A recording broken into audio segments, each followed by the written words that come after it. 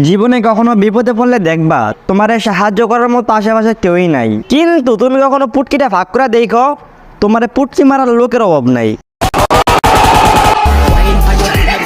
আমাদের সোনার এই দেশে সোনার কিছু নিয়ম বরণ দেখলে মন চায় যে হাওয়াই পোলা এইসব নিয়ম বানাইছে আর পুটকি দিয়ে গরম রড ঢুকিয়ে দেয়। আজ থেকে 20-25 বছর আগেও কিন্তু একটা ছেলের প্রাপ্ত বয়স হলে বিয়া দিয়ে দিত, একটা মেয়ের প্রাপ্ত বয়স হলে তারাও বিয়া দিয়ে দিত। কিন্তু বর্তমানে এই যুগে আমাদের সোনার এই দেশে মেয়ের সাথে ছেলের বিয়ে হয় না, বিয়া হয় সৌন্দর্যের সাথে সরকারি চাকরিজীবী বুড়া কাকা। এখন মেয়েটা মেন্টালিটির দিক দিয়ে যতটাই খারাপ হোক তাও কোনো সমস্যা নাই, যত ছোট কাপড় চোপড় পরে রাস্তাঘাটে ঘুরুক না কেন তাতেও কোনো সমস্যা নাই, যদি 12টা মাথারও থাকে তাও কোনো সমস্যা নাই, যদি মেয়েটাই গুলিস্তানের মোচরে খাড়ে কাস্টমার বিচায় তাতেও কোনো সমস্যা নাই, শুধু সুন্দর হইলেই হবে।